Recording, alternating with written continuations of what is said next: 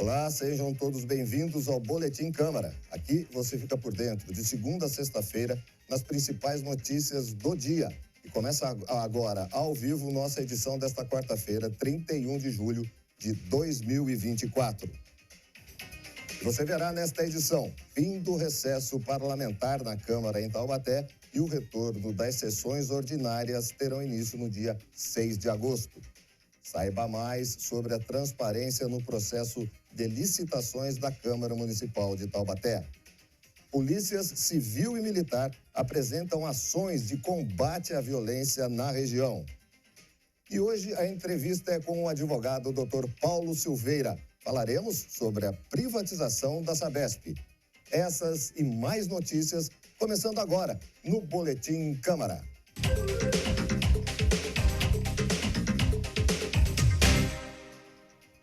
Julho chega ao fim e com ele acaba também o recesso parlamentar. Com isso, a Câmara volta a ter sessões ordinárias no dia 6 de agosto. Quem traz as informações é o nosso repórter Lincoln Santiago.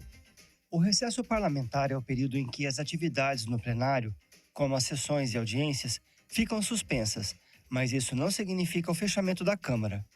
Os gabinetes e os setores administrativos permanecem abertos durante esses 31 dias, funcionando normalmente. Este ano, o recesso foi um pouco mais curto. Isso aconteceu porque os vereadores aprovaram a Lei de Diretrizes Orçamentárias, a LDO, no dia 10 de julho, e o recesso, que deveria ter começado no dia 1º, teve início somente no dia 11. De acordo com o regimento interno da Câmara, as atividades no plenário acontecem de 1º de fevereiro a 30 de junho e de 1º de agosto a 16 de dezembro.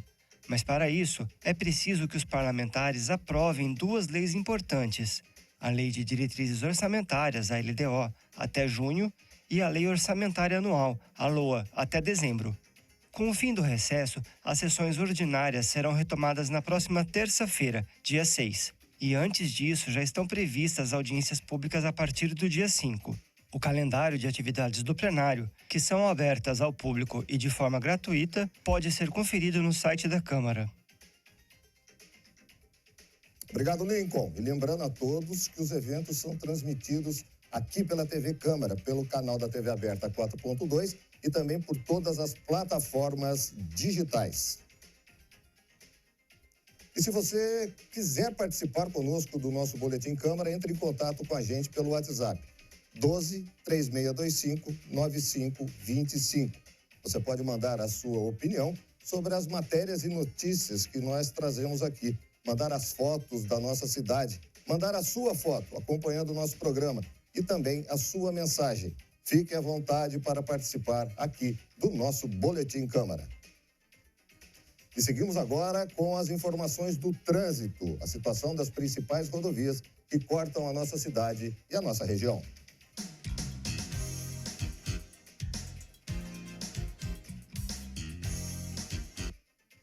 Floriano Rodrigues Pinheiro, sentido Serra da Mantiqueira, segue com trânsito livre e boa visibilidade. Rodovia Oswaldo Cruz, sentido Litoral Norte, não tem relatos de congestionamento nesse momento. A viagem segue tranquila. Todas essas informações são do DR, o Departamento de Estradas e Rodagem. Já a rodovia Presidente Dutra registra alguns pontos de mais movimento, em Taubaté e em São José dos Campos. Mas ainda assim, a viagem segue sem problema algum e também sem congestionamento. As informações são da CCR Nova Dutra, a empresa que administra a rodovia. E agora vamos às principais manchetes dos jornais da cidade de Taubaté, da região e do Brasil. O Vale destaca: ProUni divulga a primeira lista de aprovados nesta quarta-feira, dia 31 de julho. Os participantes poderão conferir o resultado no Portal Único de Acesso ao Ensino Superior. Portal Câmara de Taubaté destaca: planos da primeira infância e da adolescência tornam-se leis em Taubaté. Duas leis municipais entraram em vigência no dia 12 de julho para estabelecer o Plano Municipal para a Infância e Adolescência e o Plano Municipal pela Primeira Infância. As duas leis têm autoria do prefeito e já estão em vigência imediata. O Diário de Taubaté traz como manchete: Brasil tem saldo de 201 mil empregos em junho. A alta foi de 29,5%. O Brasil fechou o mês em junho com saldo positivo de 201.705 novos empregos com carteira assinada, número 29,5% maior que no mesmo período do ano passado, 2023. E já no cenário nacional, a Folha de São Paulo destaca: Rebeca Andrade lidera Brasil rumo ao bronze inédito na ginástica por equipes. Craque é decisiva na primeira medalha coletiva do país na história da modalidade nos Jogos Olímpicos. E por fim, a manchete agora é do Estadão. Venezuela anuncia rompimento de relações diplomáticas com o vizinho Peru. Decisão do Peru de reconhecer o opositor Edmundo González como presidente eleito foi considerado uma afronta pelo governo venezuelano. E aqui na Câmara de Taubaté, as ações são tomadas com base na transparência e publicidade. Por isso, nós temos uma página específica para listar as compras e licitações, para que todos os interessados possam participar do processo e tornar a concorrência justa e ampla. Esse é o tema de hoje, feita pela nossa estagiária, a Ariane Viana. Desde que a nova lei das licitações entrou em vigência em 2021, a Câmara de Taubaté tem treinado seus servidores para as mudanças que ocorreram, de forma definitiva agora em 2024. Isso porque a lei fixou um prazo de adaptação para os órgãos públicos, que poderiam continuar seus contratos e licitações com base na lei anterior, de 1993. A nova lei mudou as regras de licitação e tornou alguns processos mais simples, e isso se reflete na participação dos fornecedores também.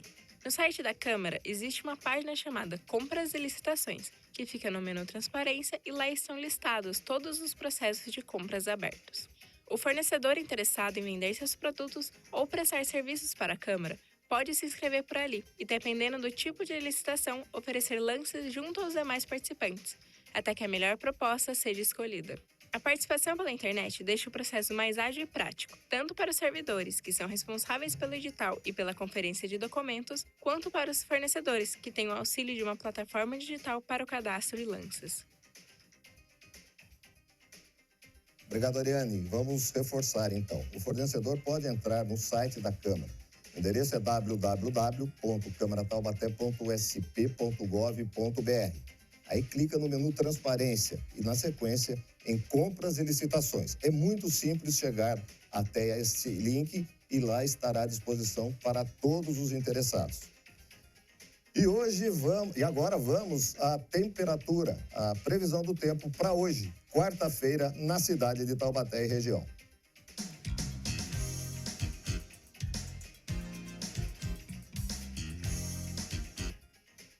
E essa quarta-feira vai ser de temperatura mais baixa, assim como ontem, na terça. As mínimas estão na casa dos 15 graus e as máximas podem chegar aos 23 no período da tarde. A sensação térmica pode ser ainda maior em razão do sol, que brilha forte sem nuvens hoje. Essa semana vai ser um pouco confusa quando o assunto é clima. Amanhã, na quinta-feira, podemos ter uma queda brusca na temperatura, mas já na sexta-feira o tempo volta a esquentar. Lembrando que hoje há possibilidades de chuva no período noturno. E as polícias civil e militar apresentam ações de combate à violência na região. Uma coletiva de imprensa com o Coronel Alves, do Comando de Polícia do Interior, e o delegado-chefe do DEINTER, Múcio Matos Monteiro, apresentou novas medidas de combate à violência. Quem traz as informações é o repórter Lucas Levin. A divulgação dos dados e estatísticas da violência no estado de São Paulo, feita pela Secretaria de Estado de Segurança Pública, apontou que a RM Vale encerrou o primeiro semestre de 2024 com um aumento de 2,83% no número de assassinatos em comparação ao mesmo período do ano passado.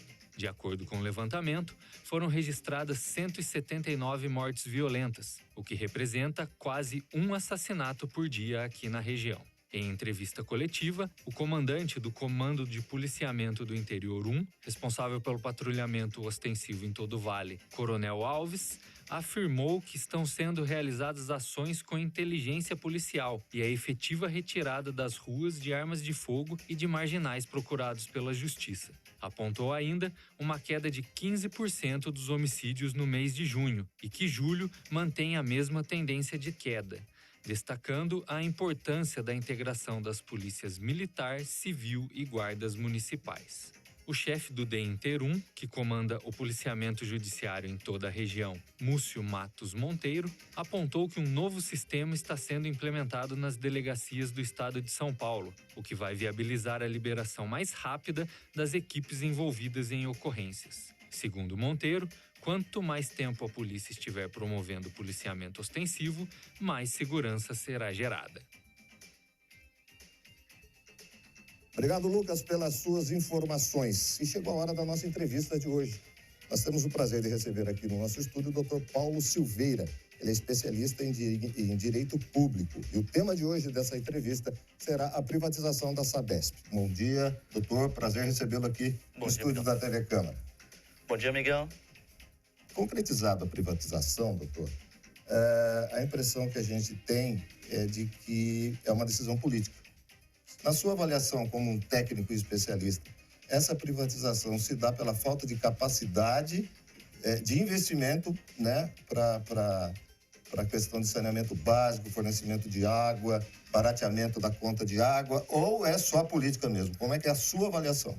Na verdade, Miguel, trata-se de uma escolha política. Um Estado mais liberal, com vontade de tirar do peso do Estado todas aquelas empresas, todos aqueles negócios. Então, a ideia desse governo que nós temos hoje é tirar mais empresas do Estado e levar para a iniciativa privada. Basicamente, é uma escolha política, Miguel. É uma decisão de governo. De governo. Então. Muito bem. Eu queria saber qual o modelo de privatização que está sendo feito, que, aliás, foi feito e foi concretizado pelo governo de São Paulo para a Sabesp. Bom, é um modelo diferente, é um modelo próprio, escolhido para São Paulo. Não foi feito um modelo igual da Inglaterra, ou igual de outros países ou de outros estados. Foi montado conforme pensado no estado de São Paulo e para a empresa Sabesp. Então, esse modelo ele tem peculiaridades, ele tem formas restritas dele e tem formas de controle também. Agora, vamos falar diretamente para quem está nos assistindo, doutor. Como é que essa privatização afeta a conta de água da população, o acesso ao saneamento básico? Como é que o senhor vê isso? Bom, a promessa é primeiro de antecipar a universalização de 2033, que era a primeira previsão, vir para 2029. A gente vai ter um ganho, um aumento de capacidade de atendimento no estado, além das cidades, perímetro urbano, também a área rural e a participação das pessoas em comunidade, baixa renda, e também a previsão de manter o abastecimento, reduzir as tarifas sociais em até 10%, reduzir o valor das tarifas residenciais em 1% e comercial e industrial em 0,5%. Então, a previsão é de que, a curto prazo, com a desestatização, você ganha um capital que entra para um fundo e vai ajudar a reduzir os valores das contas nesse primeiro período. Agora, a médio e longo prazo, não sabemos se continuará. A pergunta de $1 milhão é quem vai gerir esse fundo, quem vai fiscalizar esse fundo? Esse fundo é gerido pelo Estado com fiscalização das agências reguladoras. O próprio Estado de São Paulo tem uma agência reguladora para controle dos assuntos de água.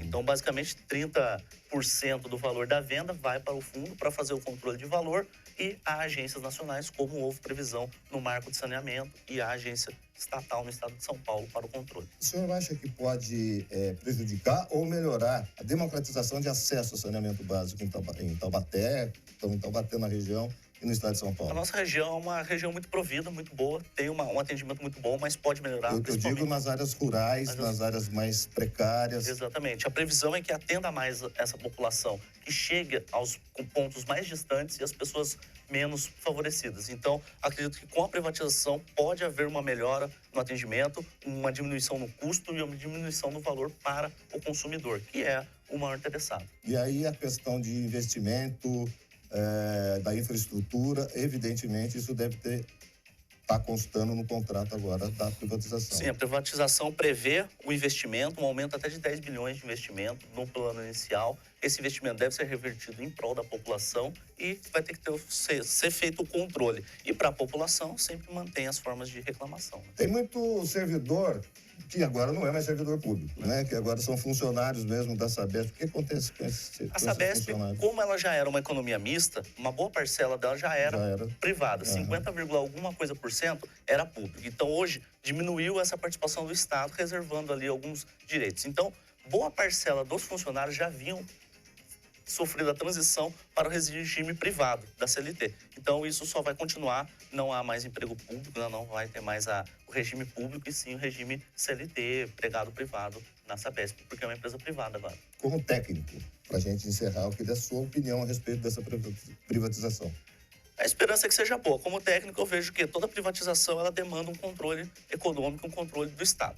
Nesse sentido de você, como a gente tem um sistema de agências reguladoras que controlam a privatização. Mas, no geral, a privatização é algo que vem para diminuir o custo e facilitar a vida do Estado com menos peso nas costas e uma população com melhor serviço e melhor qualidade. O senhor acredita, pela sua experiência, que, por exemplo, reclamações hoje já não é fácil, né, enquanto pública ou mista? Com a privatização, a gente tem como exemplo, por exemplo, a privatização da Eletropaulo, né? Em que você fala muito com robô, fala muito pouco com pessoas. O senhor acredita que isso possa acontecer também com a Sabesp? Esse é um dinamismo que existe. Da mesma forma que houve a privatização das telecoms, que foi vantajosa. Isso foi um caso de sucesso. Foi um avanço. Acredito que a questão da água, do tratamento de esgoto, será também um avanço. E a população terá atendimento. Ele ainda tem o PROCON como atendimento, ele vai poder acessar essas agências reguladoras e, na última instância, ao judiciário à disposição do que há uma preocupação depois de tantos apagões que vem acontecendo, né? Na região, em São Paulo, no país, privatização de saneamento e água também gera uma certa preocupação. O senhor não vê esse motivo? Não, porque é um pouco diferente. O setor elétrico ele é um pouco diferente do setor aquífero, né? Então, esse sistema de apagão, esses problemas são muito típicos da área de energia. Na área de água, a tendência é universalizar e atingir mais pessoas. Então, proporcionar, chegar mais longe. Então, talvez o ponto mais importante, na minha avaliação, seja o acesso ao saneamento básico. Sim, é ampliar o saneamento básico, a pessoas que não tenham água, principalmente as áreas mais carentes. Existem muitas pessoas que ainda sofrem. Apesar do estado de São Paulo ser privilegiado nesse assunto, a nossa região atender muitas pessoas, o saneamento ainda está um pouco longe da universalização. Então, quanto mais pessoas tiverem, você melhora a qualidade de vida, saúde e você proporciona uma qualidade melhor para as pessoas. Então, precisa ampliar o saneamento e a promessa, a garantia é essa. Doutor, queria agradecer a sua participação aqui. Muito obrigado telespectador. Doutor Paulo Silveira, que é especialista no direito público. Fica aqui comigo mais um pouquinho, que olha só, está chegando a 5ª edição da Jornada do Patrimônio do Estado de São Paulo. Um evento que, neste ano, traz boas opções para quem gosta de cultura e de trens. Isso mesmo. A repórter Tânia Vinhas traz informações sobre esse assunto. Alô, Tânia. O Dia do Patrimônio Histórico é celebrado oficialmente no dia 17 de agosto, mas o governo do estado de São Paulo, por meio da Secretaria de Cultura, Economia e Indústria Criativas, marcou essa jornada para os dias 2, 3 e 4 de agosto. O tema escolhido foi Ferrovias, para promover o resgate da memória do sistema ferroviário paulista. Segundo a própria secretaria, a antiga malha ferroviária representa não apenas um meio de transporte, mas um motor de desenvolvimento econômico, social e cultural. É uma forma de intercâmbio de histórias e vivências. 40 municípios receberão várias atividades gratuitas e Taubaté está nessa lista, junto com outras cidades da nossa região, como Pindamonhangaba, Campos do Jordão e Cruzeiro. E é claro que a nossa estação ferroviária, reformadíssima, será o palco deste evento aqui, agendado para os dias 3 e 4 de agosto, das 10 às 17 horas. No dia 3, o local receberá o Circo Mecânico, com a trupe Delírio, um coletivo independente de artistas que busca levar a arte teatral e diversas outras formas que valorizam a arte local e os artistas que vivem em seu cotidiano. Inspirado na estação de trem, o grupo trará músicas, personagens locais e lendas em sua apresentação. No dia 4 será a vez do Entre Trilhos, uma vivência com patrimônio imaterial, apresentando toda a história e a riqueza cultural legada até os dias de hoje pela diversidade de povos que ajudaram na formação do Estado. Com cultura popular, música, artesanato e brincadeiras para todas as idades, As atividades propostas destacam os patrimônios imateriais presentes por todos os cantos de São Paulo. A programação completa está disponível no site cultura.sp.gov.br. Obrigado, Tânia, pela explicação desse projeto muito legal. E o número de veículos autuados em situação irregular cresceu 20% em comparação ao mesmo período do ano passado. Essas fiscalizações da EMTU visam manter a segurança dos passageiros. Quem traz as informações é o repórter Lucas Levin.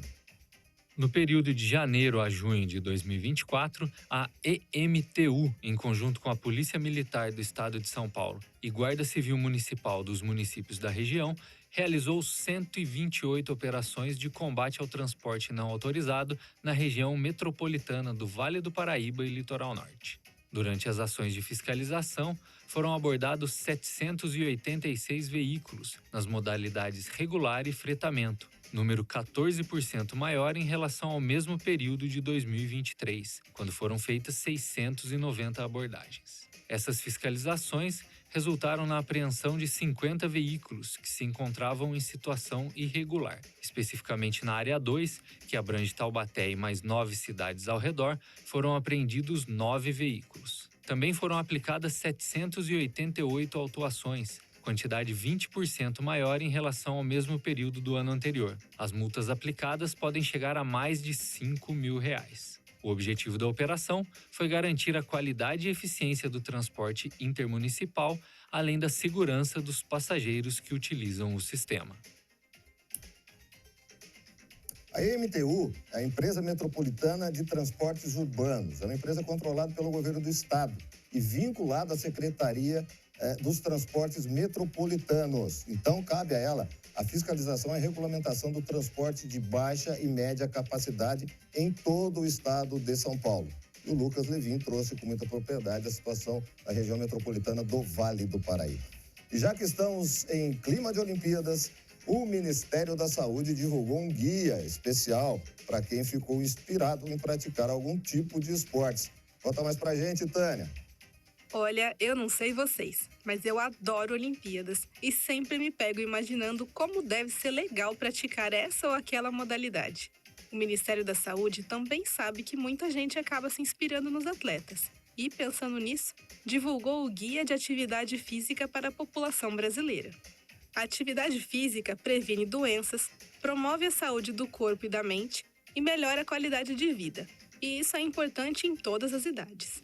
Segundo a Organização Mundial da Saúde, se exercitar de maneira moderada por cerca de 150 minutos por semana é suficiente para uma melhora significativa na vida dos adultos. Só que é preciso estar atento. Cada fase da vida é uma fase e cada corpo é um corpo. O Guia do Ministério da Saúde aborda a atividade física em todos os ciclos: crianças, adolescentes, adultos e idosos, e em algumas condições, como gestantes e pessoas com deficiência, além do destaque para a educação física escolar. Também são esclarecidos alguns conceitos importantes, como capacidade física e a diferença de atividade física e exercício físico. E não custa lembrar, procure uma opção que seja do seu interesse e que dê prazer em fazê-la. É o segredo para manter a constância nos exercícios. Vai que você encontra isso no skate, no judô, no vôlei de praia. Não faltam inspirações nesses Jogos Olímpicos. E se a Tânia conseguiu te convencer, obrigado, Tânia. O Guia de Atividade Física está disponível no site gov.br/saúde, na aba Centrais de Conteúdo. E para você que ficou com a gente até agora, essa foi a nossa edição ao vivo desta quarta-feira, 31 de julho. Eu retorno amanhã com mais notícias para você aqui na TV Câmara Taubaté. Um ótimo dia e até mais.